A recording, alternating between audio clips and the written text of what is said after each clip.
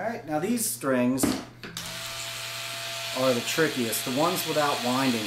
So if you're doing an acoustic guitar, the 6th, 5th, 4th, and 3rd string are the easiest to deal with because you have winding around the string and it gives it some grip around the peg hole.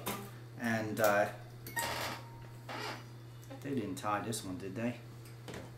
No, okay, it's just, there we go. And these strings, the 1st and the 2nd strings, are just plain steel. And man, Godzilla.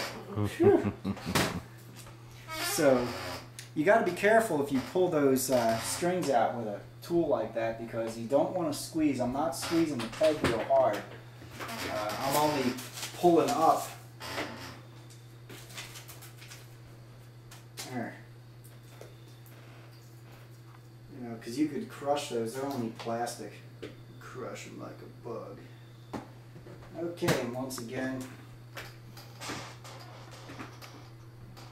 I'm going to feel the string hook up underneath and I push the peg past the spool.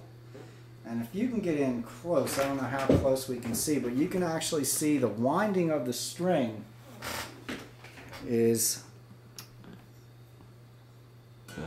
above the bridge. If you can see that. The winding of the string is above the bridge. I don't want that winding all the way down there. So now you can tell the spool is underneath the top. Okay, so we're going to come out now. And with this is these strings are trickier, the plain steel strings, because you don't have winding to deal with. And I leave a lot more string come out. See this loop? The size of the loop I'm going to leave here is enough to loop around, like around where that 5th string machine head is. Now I'm going to bend the string around, not real hard, because you don't want to crimp the string. And you see the reason I do that again is so this string, the excess, is going to stay up. Now this is the trickiest part. You can't pull so much tension, so I have the string looped under my fingers and I have it loosely held. And I'm going to start winding the string, and when it gets to a certain point around, I'm going to pull tension with my left hand. So this is the tricky part right here. I make this look easy. Hopefully this will work for the camera. Bam, right there. And then you just want to make sure that excess is going underneath, or the string is winding under the excess. So it pushes up. I'm going to stop here so you can see right here is how the string pushes up under this excess right here. And that's what actually holds the string in.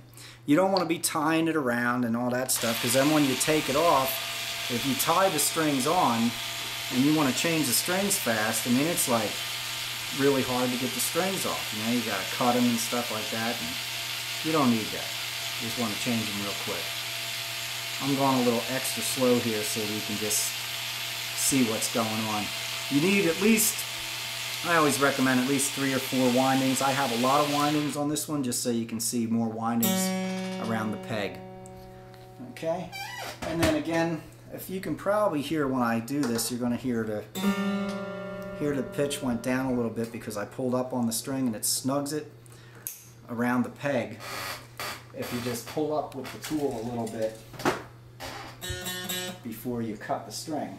And I'm just going to go for the 1st string. Oh, see that really needed it. That string just broke as I unwound the string. So you would have probably been playing tonight and that string would have broke. So now this peg is really pushed in there deep. Look how deep they pushed this peg in there. You don't need to. This is really tight in there. There. I just didn't want to, you know, break these pegs as I was taking them out. So that's messed up. And this would be the most difficult string to change, being the lightest string.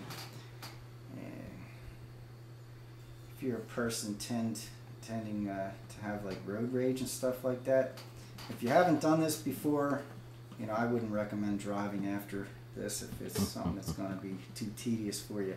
See? Pegs in there. Now, oh, see, now there's some string left around here.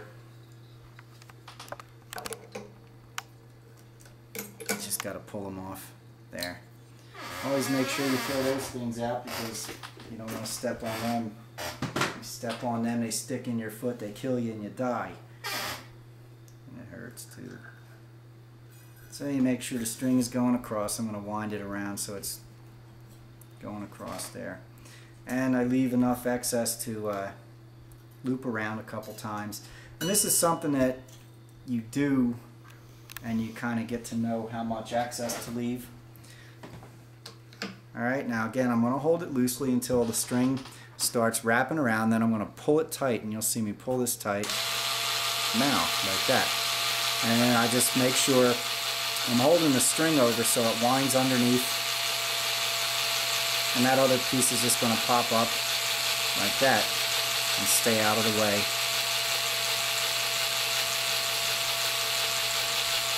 I'm just going to make sure it's not winding underneath. No, it's not. And got a couple good winds under here.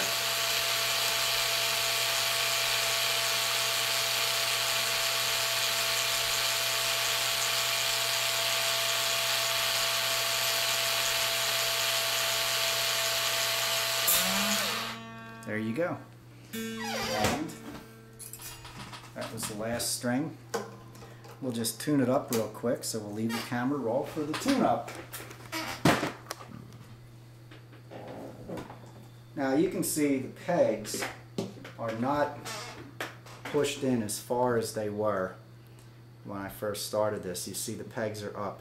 Don't push them in real hard. You don't need to. I've seen bridges crack because they push them in too tight, and I just don't recommend it.